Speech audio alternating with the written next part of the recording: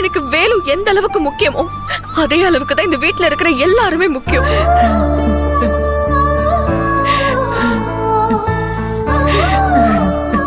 ஏற்கனவே வேலுக்கு இப்படி ஒரு தீர்ப்பு வந்ததுல நான் உடைஞ்சு போயிருக்கேன். இப்ப உங்களுக்கும் ஏதாவது ஒண்ணு ஆச்சுன்னா என்னால தாங்கிக்கவே முடியாது. அத்த, இப்பவும் வேலுக்கு கொடுத்திருக்கிற இந்த தீர்ப்பு இறுதி தீர்ப்பு இல்ல.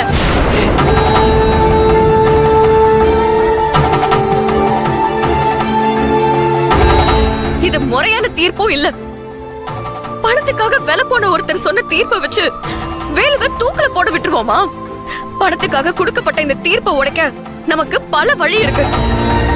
ஆனா அது எல்லாமே செய்யணும்னா எனக்கு இப்போ இருக்கிறத விட பல மடங்கு தெம்பு வேணும். நீங்க தைரியமா இருந்தாதான் என்னாலையும் தைரியமா வேலுவை நிரபராதின்னு நிரூபிக்க முடியும். எப்படி செல்வி? கோர்ட்டு தான் வேலுவை குற்றவாளின்னு தீர்ப்பு கொடுத்துடுச்சு. இனி நாம எப்படி நிரூபிக்க முடியும்? முடியும் முடியும். வேலுதான் நிரபராதின்னு நிரூபிக்க எல்லா ஆதாரமும் நம்ம கையில இருக்கு. அப்படி இருந்தும் கோர்ட்ல ஜட்ஜ் அதை ஏற்க மறுத்து தப்பான தீர்ப்பை கொடுத்திருக்காருன்னா இத நம்மளால மேல் கோர்ட்டுக்கு கொண்டு போய் ஈஸியா உடைக்க முடியும். வேலு மேல எந்த தப்பும் இல்லைன்னு நம்மளால நிரூபிக்க முடியும். அத்த, நீங்க கொஞ்சம் தைரியமா இருங்க. இந்த ஊர்ல தப்பு செய்யற மனுஷங்களுக்கு நம்ம உயிரோட இருக்கும் போதே தப்பு செஞ்சதுக்கான தண்டனையை கொடுத்து திறந்ததுக்கு வாய்ப்பையும் கொடுக்கிற நம்ம பூலோகத்துல இருக்கிற கடவுளை தான் நீதிபதினு சொல்லுவாங்க.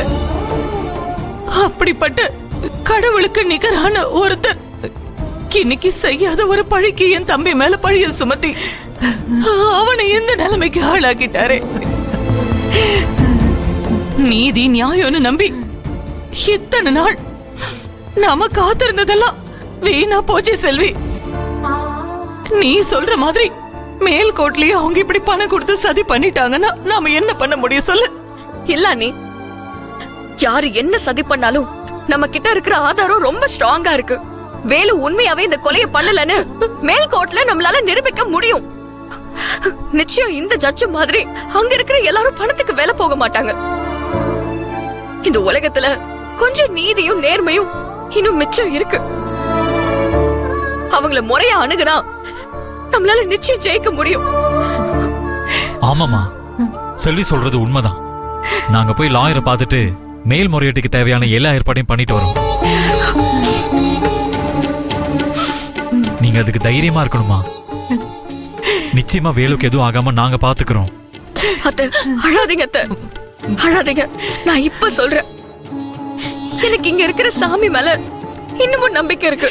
தப்பு செய்யறவங்க எல்லாம் பண காசை வச்சு என்ன வேணாலும் விலைக்கு வாங்கிடலாம், யார வேணாலும் ஏமாத்திடலாம்னு நினைக்கிறாங்கன்னா சாமி இதுக்கு கோவில் இருக்கு.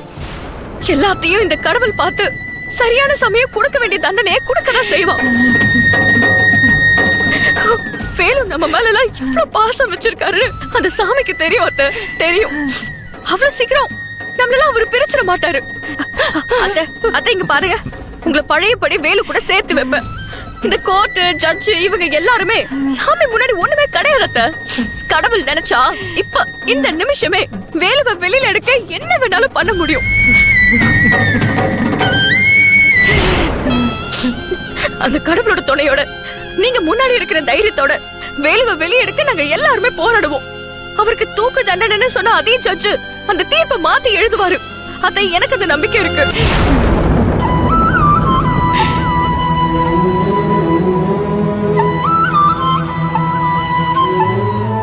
அதான் எல்லாரும் இவ்வளவு தூரம் சொல்றாங்கல்ல, நம்புமா, நிச்சயம் ஏதாவது நல்லது நடக்கும். அம்மாடி செல்வி, உனக்கு இருக்கிற இந்த தைரியமும் நம்பிக்கையும் எனக்கு இல்லையேம்மா. இல்ல, நான் சொல்றத நம்புங்க. நிச்சயம் வேலுக்கு இப்ப கொடுத்திருக்கிற தீர்ப்ப இந்த கடவுள் மாத்தி எழுதுவாரு. நல்லவங்களை கடவுள் சோதிப்பாரே தவிர கைவிட மாட்டாரு. செல்வி, நீ நீ எனக்கு ஒரு சத்தியம் பண்ணி கொடு. சத்தியமா? என்ன சத்தியம் அத்தை?